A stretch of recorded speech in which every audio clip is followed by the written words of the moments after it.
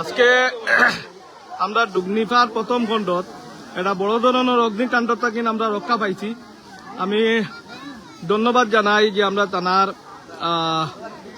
দায়িত্বে আছেন ত্রিদীপ বরা এসআই, তার সঙ্গে আমি লগে লগে যোগাযোগ করছি। আমার গ্রুপ সদস্য আখতার ভাইয়ে কোয়ার লগে লগে আমি ওসি মহোদয়ে জানাইছি। জানানির সঙ্গে সঙ্গে তাই 5 মিনিটের ভিতরে আপনার এই গাড়িটা ফাটাইয়া দিছেন। বড় ধরনের অগ্নি, কেন আমরা ওই যে ফেইনর মাঝে দুইটা ফেইনর মাঝে জল লাগলো, আগুন লাগলো। আর দেখুন আপনারা দারো সাইডো সাইডে গড়, যদি বড় ধরনের আগুন হইতো সময় মতো যদি এই আমরা ফায়ার ব্রিগেড গাড়িটা আইতো না।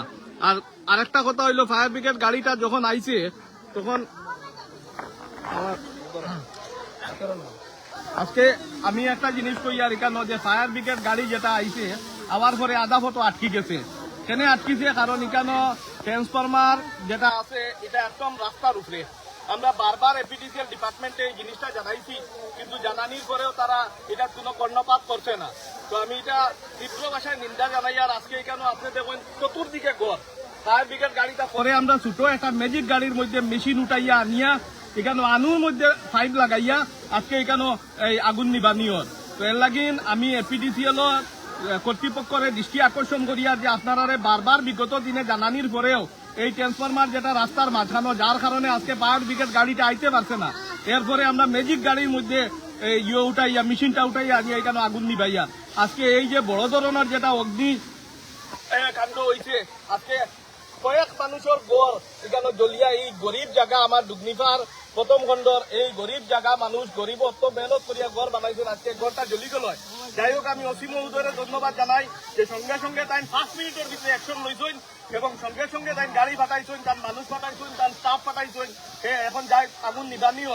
কিন্তু এপিডিসিএল ডিপার্টমেন্টে আমরা এখান থেকে সবে মিলিয়া আগামী 15 দিন ভিতরে যদি তারা এটা শিফট করেন না, এই যে রাস্তার মধ্যে যেটা যে ট্রান্সফরমার আছে এই ট্রান্সফরমারটা যদি এপিডিসিএল ডিপার্টমেন্টে সরায় না, আমরা সবে মিলিয়ে আন্দোলন করবো না।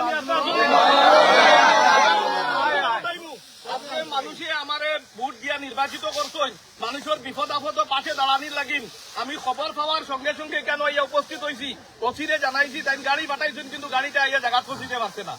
এরপরে আমরা ম্যাজিক গাড়ি একটা দুটাই আনছি। আজকে যাই হোক, যদি রাজকুই ঘটনাটা হইতো তাইলে সেটা হইলো গাড়ি তো আইতে পারলো না, জায়গা ম্যাজিক গাড়ি কেন পাইলে। এখানে আমার 2 গ্রুপ সদস্য আছেন, আমার আক্তার ভাই আছেন, আমার পান্না ভাই আছেন, এখানে সব মানুষ আছেন। আমি এপিডিসিএল ডিপার্টমেন্টে জানাই আর এসডি মহোদয়ে জানাই আর আগামী 1 সপ্তাহ 10 দিনের ভিতরে যদি এই ট্রান্সফরমারটা হরানি না হয় তাহলে আমরা বড় ধরনের আন্দোলন করবো। আপনারা আসুন না লোকে, বড় ধরনের আন্দোলন করবো। কারণ আজকে এই আগুন জ্বলিলে এখানে মানুষের ঘর জ্বলিল হয়, কে দায়িত্ব লইল হয়?